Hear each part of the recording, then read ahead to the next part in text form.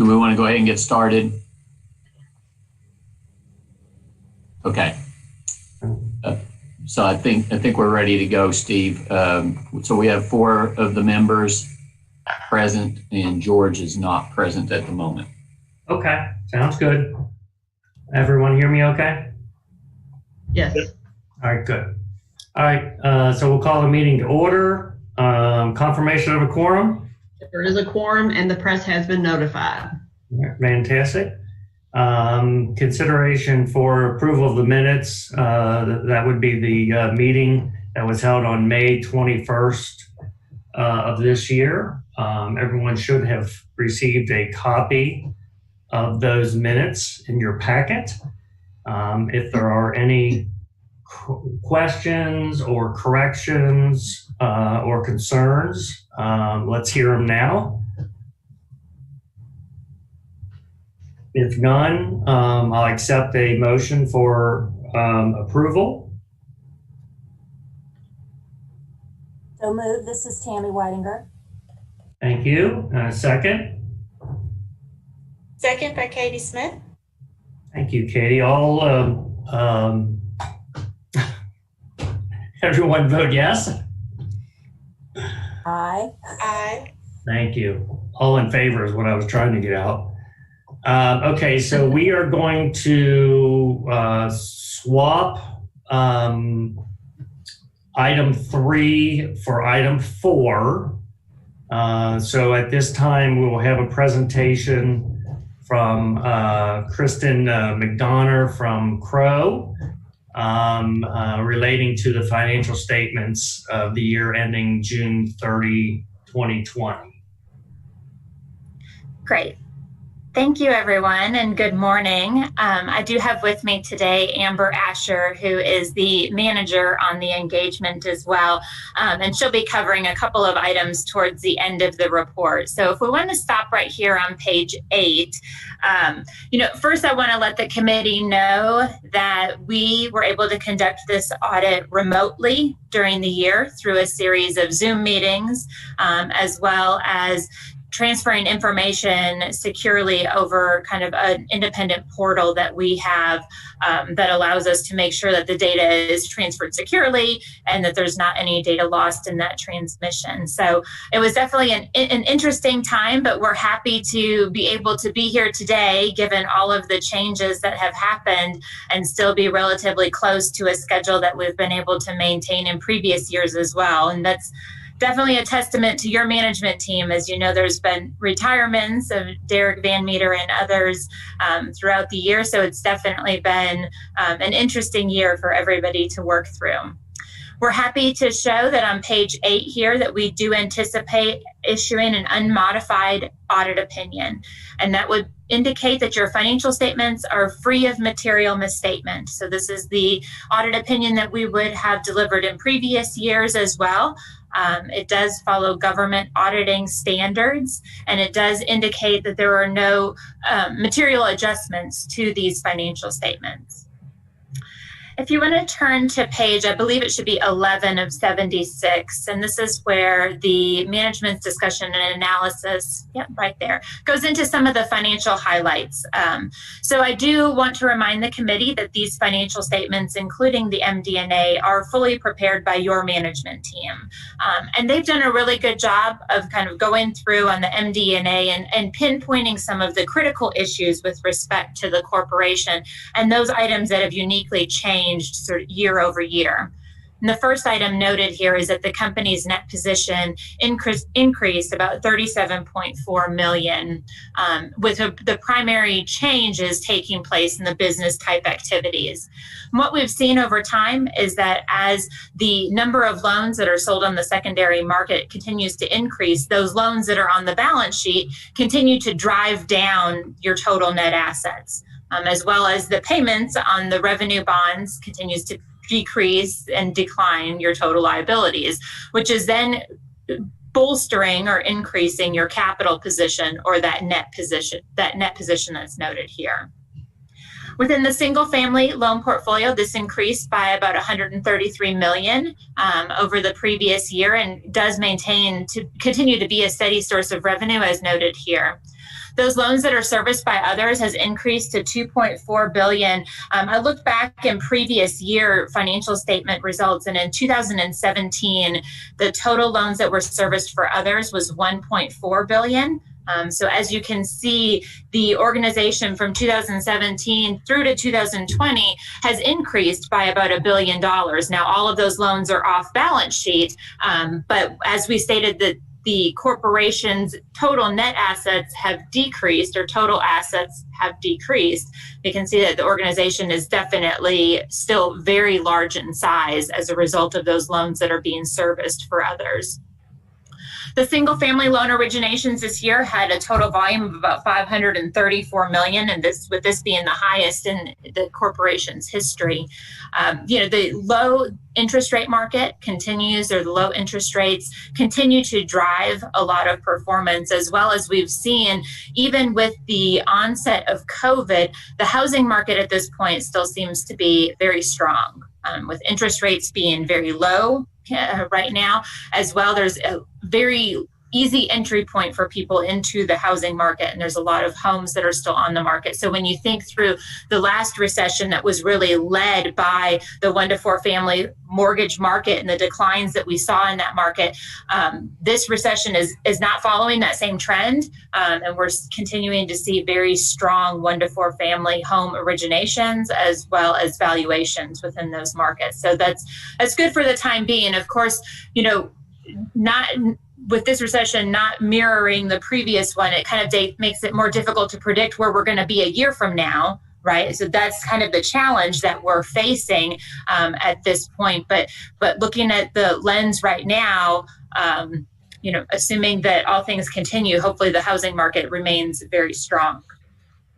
The third bullet point here, or I guess the fourth bullet point, kind of talks through still the single largest expense of the organization continues to be the pension, with about $9.9 million in the current year being recognized for pension-related expenses. That would be the largest single item. It has decreased year over year, but obviously that's going to be due to a lot of the kind of single year assumptions. The overall liability has remained relatively consistent. And we're going to talk about this a little bit within the allowance area. There was a provision that was added to the allowance this year end for COVID, primarily driven by increases that are being seen in unemployment, as well as some modest increases in delinquencies toward the end of June. If we go to page 13 of 76, you'll see a year-over-year statement of financial position where it's showing, and that's where we were talking about earlier, where the organization has decreased some in size, with total assets moving from about $980 million down to $883 million. And that continues to be as a result of the decline in the single-family mortgage loans. The following page will show you sort of a year over year. I'm on page 13 or page 14 of 76 at this point. We'll show a year over year change in the statement of activities, where overall revenues are down slightly. However, expenses were also down. The largest area where expenses are going to be down year over year is on the hardest hit fund, as well as administrative loan programs. Page 18 and 19 of 75 start the financial outlook. So this is going to be the more forward-looking part of the MD&A. And as you can imagine, it sort of is led the way with a discussion on COVID. This is, as you read through this, I think one thing to note is that this language is not boilerplate, right? It's very specific to the organization, calling out some of the challenges that are anticipated over the next 12 months as a result of COVID. And as we see those, management has framed it up here as well. And as we see, there's kind of three main challenges that COVID places on the organization. First, you've got the safety of your employees and customers, right? Putting their safety at the foremost and trying to make sure that those needs are being addressed through this crisis. And we've been able to have a number of meetings with management as they've been in virtual settings and working from home, as well as we've been doing kind of the same thing. So I know every organization is really struggling with that at this time. Maybe if you can move me ahead, Jeremy, 2 more pages. Let's see. There we go, right there. This is the section that we're currently talking about. So the other, main thing that we're seeing in the banking area is just the focus on having adequate liquidity. So should we have, loans that we want to fund and various things, is the liquidity present in the market to be able to do that? And the organization, the corporation at the end of the year was in a very strong position, very strong cash position, as well as a very strong position with respect to investment securities that could be liquidated should additional liquidity be needed. The final pillar that we're really looking to is the credit quality, and what are the expectations of the credit quality going forward. As indicated within this document, as well as in your own personal experiences, again, this recession is also different by the way of the amount of government stimulus that has been passed along to the consumer as well as to businesses, and the impact of that and the impact that that's having to bolster our economy is going to be relatively unknown until with these next 12 months really start to play out.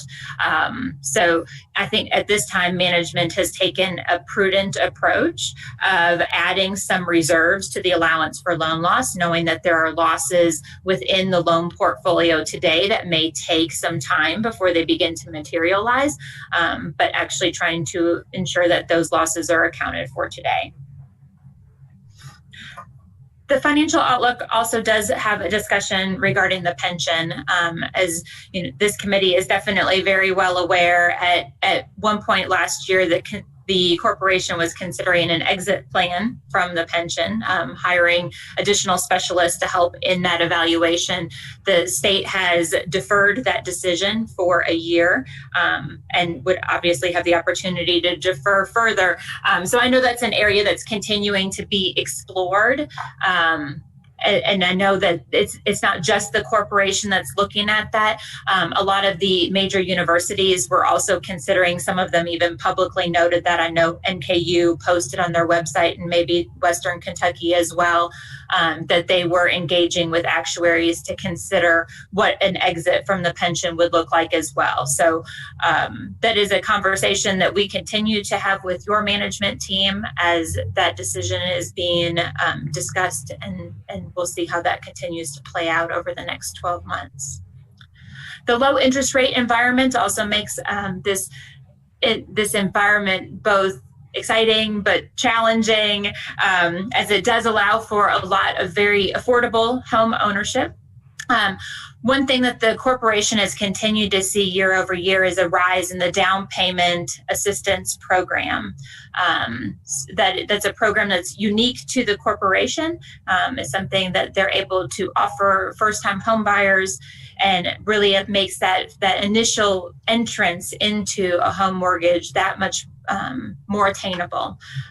The losses in that portfolio are higher. It does carry a higher level of reserve, and with the increasing of that portfolio, it does drive up the level of your allowance for loan loss slightly, just because of the higher level of reserve that product has versus some of the 1 to 4 family mortgages. As we move into the financial statements, it'll be on page 22, 23. Yes, here we go. So you have your current year statement of net position. So as we talked through some of the significant changes within the MD&A, the next several pages are going to provide a much more detailed picture of the financial position, as well as the statement of activities or the changes in that financial position year over year. We tried to focus in on most of those larger changes within the MD&A, as I know you all spend a lot of time sort of looking through these numbers. Instead of looking at some of these, I think it's helpful to look at a couple of the footnotes of the financial statements. And the first one would be on page, if we'll go to page 39 of 76.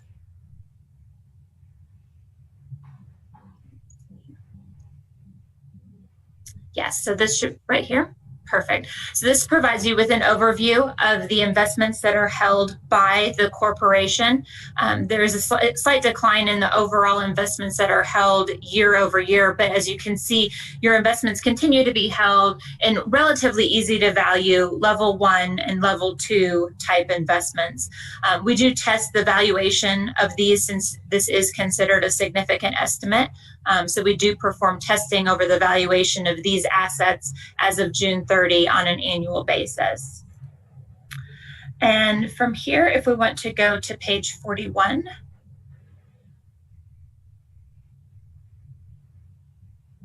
Great. So at the bottom of page 41, you can see that the current and the non-current housing mortgage loans. And at this point, we can see that this portfolio does continue to decline. As I indicated on here, it will show you the allowance for loan losses of approximately $13.5 million on a balance of $472 million, basically, in outstanding loans.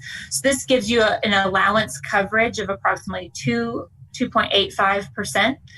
Compared to 2.47% in the previous year. So the increase in your allowance coverage is going to be kind of twofold. One, as we indicated, those down payment assistance loans do have a higher reserve associated with them. And then second, it's going to be that additional reserve that was placed for the qualitative factors with respect to COVID-19. And we are seeing that in the banking industry in general, and have found that the level of reserve add this year was very appropriate. If we'll go to the next page. So the bottom of this page on note F, you'll see the loan servicing portfolio. And as I indicated, the total amount of loans that are serviced, the $2.4 billion, compares to about $2.2 billion in the previous year, as well as an increase from 2017 of around $1.4 billion. Management does carry a liability for the default risk of these loans. So such that there were to be problems with these loans and the organizations that had purchased them, if they were to put them back to the corporation does have a liability established for any losses that would be incurred in that type of a transaction. That reserve also did increase in the current year with adding some additional reserves with respect to COVID. And then if we'll turn to page 47. So page 47 really through 57 is going to cover the pension as well as all of the required OPEB or other post-retirement employment benefits disclosures. Just as a reminder, this plan is run by KRS. It is considered a multi-employer cost-sharing plan, which indicates that the liabilities of the plan are borne by all of the plan entrants. So KHC does not have a specified liability amount, which is the need for the obtaining an actuary if the KHC was to determine to exit from the plan. Because there is a proportionate share of the liability that is established for the corporation, and that is how the liability as well as the pension expenses are reported on an annual basis. KRS does contract with an auditor to perform an audit of the proportionate share that's computed by them, and that audit did not have any material findings in this previous year. The next item, if we wanted to turn to page 58 of 75. So the financial statements are required to discuss any subsequent events or any items that have taken place after June 30, but before the issuance of the report. So we're anticipating issuing the report tomorrow at the conclusion of this meeting.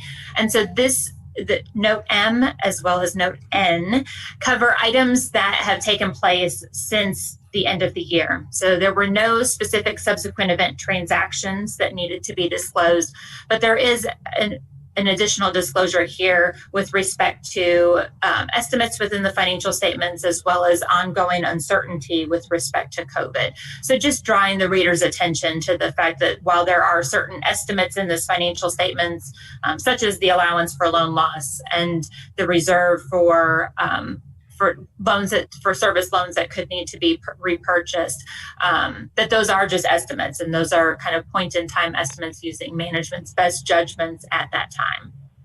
So just pointing the reader to some of those uncertainties, which are just slightly heightened this year given the current pandemic.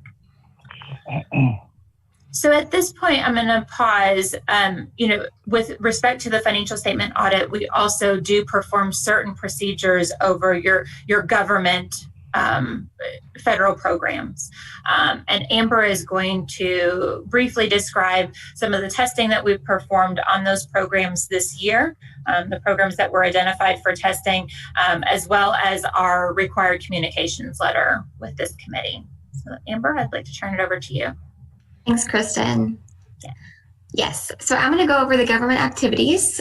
So if you've noticed in the financial statements, the largest programs continue to be the Affordable Housing Trust, Home, and the Hardest Hit Fund.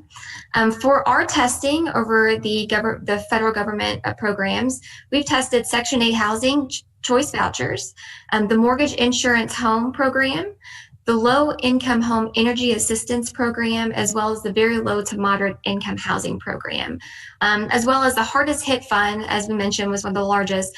We do test that on an annual basis. As it relates to the Hardest Hit Fund, we have communicated our preliminary results to management, which resulted in a clean, unqualified opinion. Due to the findings related to the Housing Choice Voucher Program in the previous year, we are required to perform testing over that program for a second year, just to make sure that all those issues we identified last year have been cleared up and is in good standing. The testing of these programs are still in process, but thus far we have not come across any issues that would require communication to the committee.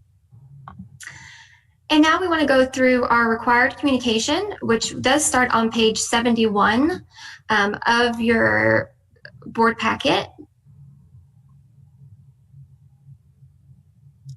And it might actually be, yep, there we go, page 72. Okay. Page 72 of the board packet. So I'm going down actually to page 73. So the first page here just kind of goes over our responsibility under the general accounting auditing standards, as well as the government auditing standards.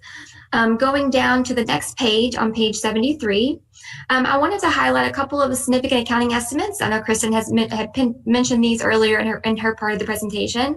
The allowance for loan loss.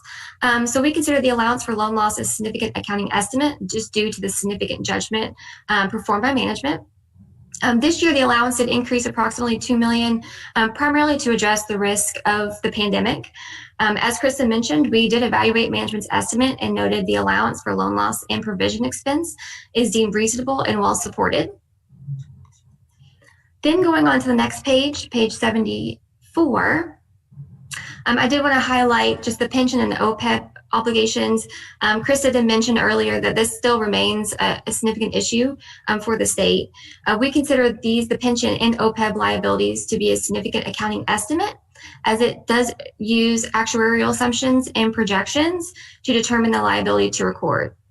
We did review the reasonableness of those methods and assumptions used by the actuary, as well as the entries recorded by management, and noted no concerns. We also have our technical review team review the footnote disclosures of the pension and OPEB in detail, and noted no significant concerns there.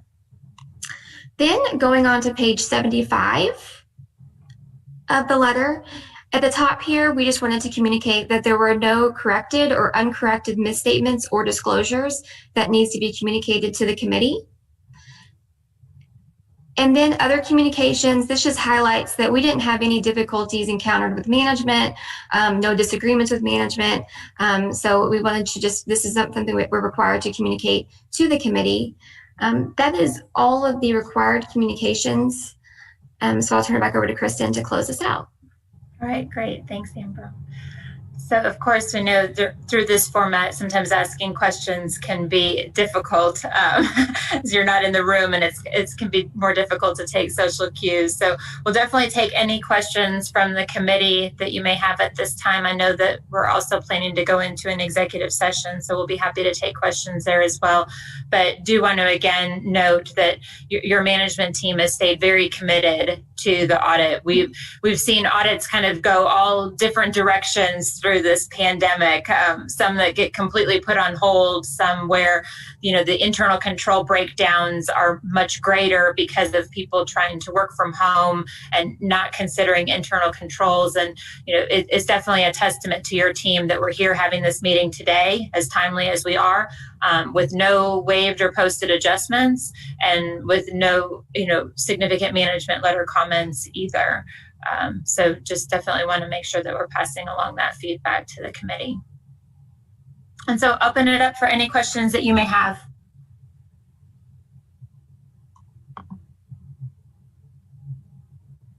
Thank you for your presentation. That was very informative and comprehensive. Does anybody from the committee have any questions?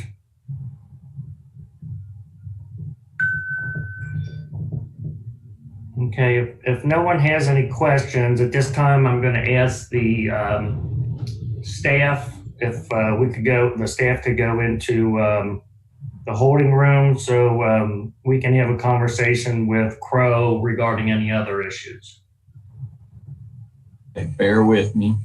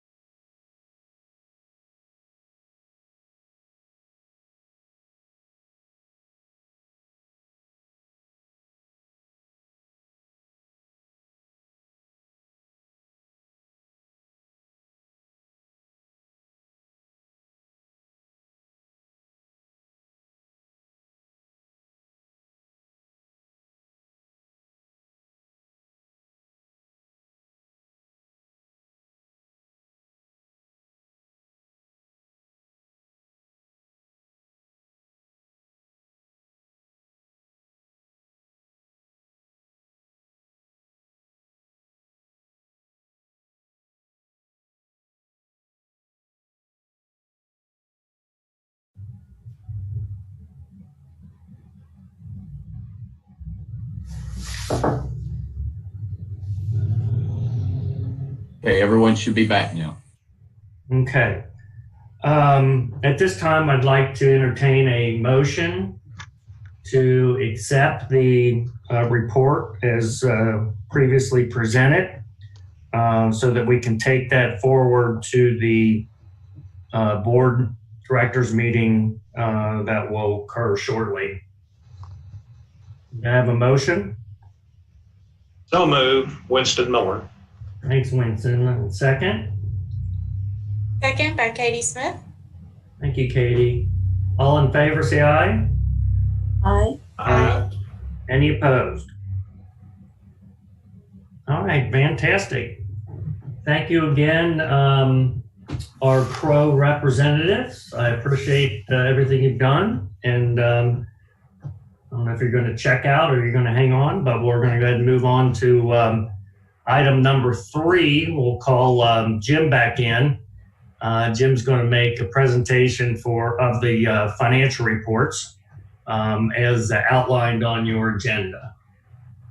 Thank you, Mr. Chairman. Good morning, everybody. I'd like to echo comments I make almost every year that despite the difficulties of working remotely and doing everything by email and scans and everything, the audit went really pretty well. And that's a testament to the working relationship we have with our auditors and our staff here. So kudos to Kristen and your team and Amber, and we pulled it off again. We're going to get it done by September 30th. The reason September 30th is so important is we have to send this a copy of our audited statements to Ginnie Mae, our lending banks, and HUD by September 30th. And so we packed that discussion into the Finance Committee meeting here in September, and I appreciate everybody on the committee as well. I'll try to be as succinct in my comments as Kristen was on the financial statements. If you pull up, and I don't know, it's maybe, Jeremy, maybe 8 or 9 pages in. It's a 1-pager, right? Nope. Back up. Keep going. That's it right there. Okay, I just have a couple things to update. Some of it's the same story, just another 2 months or 3 months added to it, to what Kristen said for the full year. The first section here is an update on secondary marketing gains. Through September, and this number is fairly hard for September, even though the month's not out yet. We're going to record over $12.5 million of secondary marketing gains. That is a monstrous number. I've shared a lot of that with this committee in the past and the board. We've gotten extremely favorable reception to our special pools that we've been putting out there. This is almost all on the Ginnie Mae side. And $10 million above what our plan is. Now, when we build the secondary marketing plan, we projected 2-point profit on our production, and we're running about 6 points of profit right now. And so the gains are much higher than the plan. All of this is going to help us exit the pension plan if we leave, and help us fund pension participation if we stay in the pension plan. As I've discussed a little bit with this board, the expectation of the secondary gains assumes that we're going to get a 50 basis point servicing fee on the Ginnie Mae's. We only got a 40.9 on the overall secondary trades, where we were anticipating a 47.2, and the 47.2 is a blended rate between the Fannie servicing fee and the Ginnies. So we under-delivered to ourselves, if you will, a future revenue stream on the servicing side by 6.3 basis points. And that's actually measured, so we know that what we're doing, we're making a conscious decision of it. And if you look at the gain variances piece of this chart, you can see that of the variance of $10.349 million, $825,000 of it was because we produced more loans than we thought we would for the first 3 months. We generated $8.94 million of extra pricing, attributable strictly to pricing and what the pricing would have been if we had delivered a 50 basis point service fee on the Ginnies and the 25 on the Fannies. And then we actually take some of that extra overperformance of 10.349 and say, how much servicing fee, how much gain did we record by selling the 6.3 basis points of servicing fee? And that amounted to $584,000. And so basically, there's 3 components to our gain variance, and we measured the three pieces of it, knowing that some of it's market driven, some of it is decisional, so to speak, because we are selling some of the servicing fee into the market and cashing it out, still leaving ourselves with an adequate servicing fee to profitably service the loans over the next several years. If you go to the servicing portfolio highlights, at August 30 of 2020, there we go. The servicing portfolio shows just a very slight growth from June 30th. We are getting completely killed with payoffs. Interest rates are down, people are refining, and we don't get any of the refi business because we're a first-time home buyer lender. And so those loans are leaving us. And then we're going out and finding new first-time home buyers and basically marking time on the overall volume in the portfolio.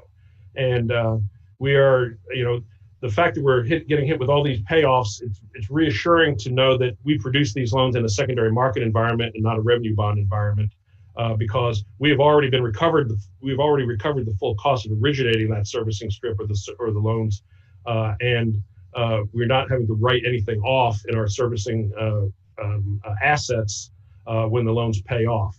If you have a big investment in that servicing strip, then when loans run off like they are now, you end up having to take an impairment charge. So it's a good world that we have delivered all these into the secondary. I don't like to see those servicing strip disappear, but at the same time, it's nice to know we don't have to write off something that we had an investment in. Looking at the weighted average servicing fee, that's a number, if you recall, on the quarterly statements that I present. Because so much of our loan activity is now off balance sheet, it's important to measure, number one, how big that portfolio is off balance sheet, and second, what we're earning on that portfolio, because it doesn't show up as interest income or interest margin. And you can see, look primarily on the service for others, that the actual servicing fee dropped by 1/10 of a basis point. That's an improvement over the drop that we had seen during fiscal 20. And based on September sales, and I don't have the metrics to be able to measure the exact impact of September, but I'm comfortable saying that the September number will be north of the 32.7 because of how the efficiency that we delivered a very large portfolio in the month of September. So we're turning that around just a little bit, making sure that the servicing portfolio has a good annuity stream coming down the road. Looking at the delinquency ratio, that's kind of it's an odd ratio when you compare June and August. Go to the rightmost column, and you can see from June to August, the 30-day ratio barely changed. It went from 141 to 146, but the 60-day deteriorated, improved from 99 at June 30th to 0.69 at September or at August 30th. That's because the CARES Act protected loans were 60-day loans at June 30th. They had not made their May 1st or June 1st payments, and that was the glut of the first time forbearance wave that we got hit with. Then the 90-day, and then that's at June, and then those worked their way through, and there was not a big glut since then, so the 90-day or the 60-day dropped from 0.99 to 0.69. Conversely, what was a 60-day loan in June is a now 120-day loan in September. And so you can see how the 90-day number has deteriorated from 1.84% to 2.61%. That number continues to grow. The the CARES Act protected borrowers are continuing to not make payments. They are now at the end of September, they'll be 150-day delinquents, then 180. We cannot refer these loans to foreclosure, and we cannot force repayment plans. And so that number is going to continue to grow. It is impairing our liquidity, as I had discussed with this committee and the board. We're losing about $500,000 to $600,000 of liquidity every month because that pile of loans is continuing to grow and not make payments to us. We have sufficient liquidity facilities available to us. We're not going to run out of cash, but as was projected back in March and April, we're pretty much seeing that. Now, it is interesting to know that of the 1,600 plus loans that are protected right now by CARES legislation, more than half of those loans are current. And so even though they are protected and we can't penalize them if they do go delinquent, more than 50% of those loans are maintaining their payments and are paying us. And so even though our forbearance population is maybe 5.5%, clearly 3% of that 5.5% are still making payments to us. And so they've got the protection, but they're also taking the $1,200 cash payment out and other monetary rewards, or not rewards, but monetary incentives to make their loan payments. But it's gradually getting worse. An additional $9 to $12 million of loans enter the forbearance program each month. We have had several millions come out of forbearance, and we filed claims with FHA, primarily HUD, and recovered those payments. And so The liquidity number is a temporary thing. All that money will come back when the loans, when they go off of forbearance, and we are able to file claims with FHA, VA, and RH. All of them we'll file claims with. And so it's just a revolving deal. We're still losing liquidity, but at some point that liquidity will come back to us. Jim, can I ask you a question about that? Yes. So with all these people that are not paying their mortgages or their loans, are we making referrals to our housing counselors throughout the state? Well, there's... How are we connecting those people with resources that can help them? Well, some of them are going to UBP, the Unemployment Bridge Program, Mm-hmm. to help them with the payments. I don't know that there's aggressive referral to the counseling, and I will check on that and get back to you on that, Tammy. But what they're getting some counseling from us at least on what their protections are, and I know that's different than the counseling you're talking about on trying to rearrange your home budgets and that kind of thing. But the conversations are I can tell you they're not adversarial with these folks. Everybody knows what bucket they're in and that. But let me check and I'll get back to you on how aggressively we're offloading some counseling services to these folks. Well, I would really appreciate that, because if these folks lose their homes, it's going to take a lot to get them rehoused. And it'd be much, much better for us to take that step of making the referral at the 30-day or the 60-day or whatever mark you think is most appropriate. I mean, we do have 2 funds in the state of Kentucky that are still open to helping people pay mortgages and rents and that sort of thing, in addition to the Unemployed Bridge Program. And there's a lot of other services we could connect people to if they would just reach out. Sure. I think what we're seeing at Brighton Centers, there's a lot of people affected by COVID and loss of employment that have never had to seek help before. And so they don't really even know what's available to them. Excellent points, Tammy, and I will get I'll look into that and report back to you and the committee. Appreciate And that. Jim and Mr. Chairman, if I may just add to that, Tammy and Jim, just because I've been working with the Law Smith team in servicing and with the Unemployment Bridge Program on doing the COVID evaluations for any borrower that's having an issue with payment. And Tammy, we do any of those that we do an evaluation with, even with Unemployment Bridge, we generally refer them to a counselor for assistance in filling out the paperwork and going through that process. And then for the closing, that way we also have them connected to that counselor in case they aren't eligible for the Unemployment Bridge. That counselor can work with them and also coordinate with our loss mitigation department on other options. So I just want to let you know we are ensuring that everyone that's willing to accept a referral, we are giving that to them and trying to connect them up. And we thank you all for your partnership in that, because we know that you all are doing a lot of them by phone and are assisting us to serve a lot of people around the state where there aren't other counselors available. And thank you, Mr. Chairman, for the time to comment on that. Sure. Jim, sorry to interrupt you. No, that's great, Lisa. And I knew that on if they did were eligible for UBP that we are doing all that work without external counseling, but and it escaped me. And on those that are in the normal CARES Act protection, and you'll see this on the next statistic on the foreclosure line. You'll see that the foreclosure numbers have not gone up. Of course, there's a moratorium on foreclosures. The last thing we want is to kick people out of their homes. That's not to say that offering help out there might be an appropriate way to go with that, Tammy. But we're not foreclosing on people. There's no winners on a foreclosure.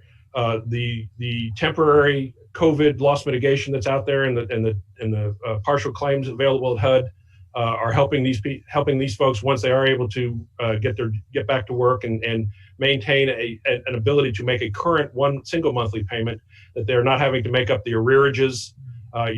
I've heard the horror stories out there that there are some lenders out there that are saying, no, you're gonna show you as 90-day down as soon as your protection leaves, if you don't pay us all, make us whole and all that. Most of our loans are FHA loans, and HUD says here's the mechanism that you can bring the loan current. and we'll tack it on the end. And there's a partial claim that we get. They actually make the payments in arrears to us. Then we post those payments to bring the loan current. And then there's a second mortgage or a third mortgage put against the property for ultimate collection down the road if need be. And so, clearly, there are tremendous hardships out there for folks. And I really think that corporately, Tammy, that we're doing, and other members of the committee, really not bending over backwards, but being extraordinarily fair and acknowledging that there are issues out there in our Commonwealth, and we're doing everything we can to alleviate the fears that are out there.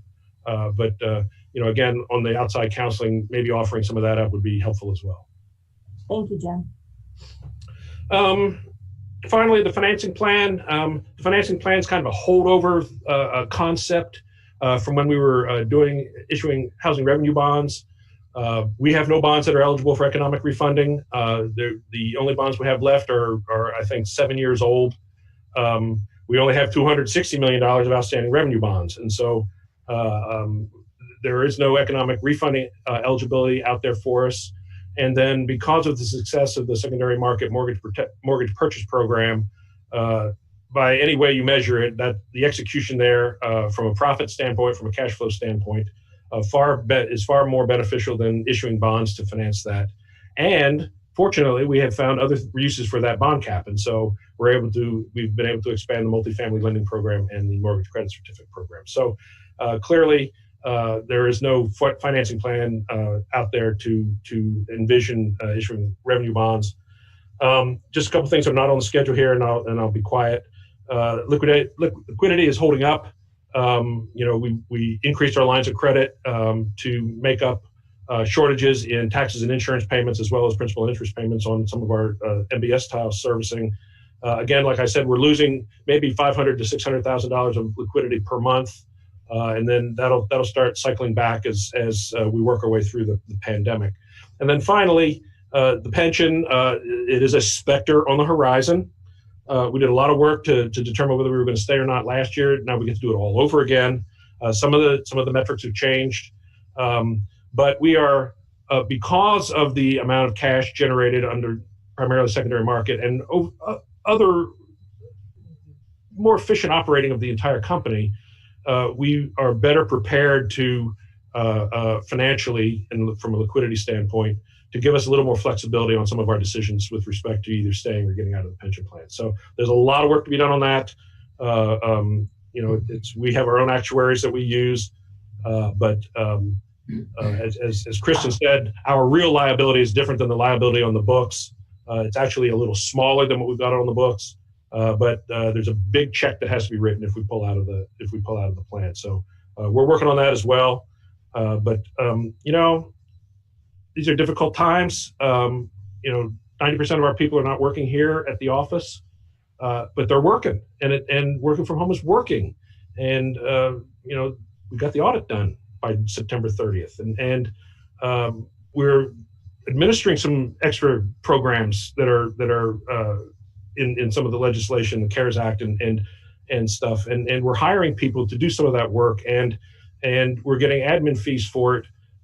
No, it's a silver lining to a bad situation, but we're making it, and the budget's okay, secondary performance is okay, and we're moving forward, and you'll hear a little bit more on the first quarter at the October board meeting, but there just aren't any, from a financial standpoint, just not a whole lot of significant troubling issues. So we're getting through it. Thank you. Thanks, Jim. Any questions from the committee?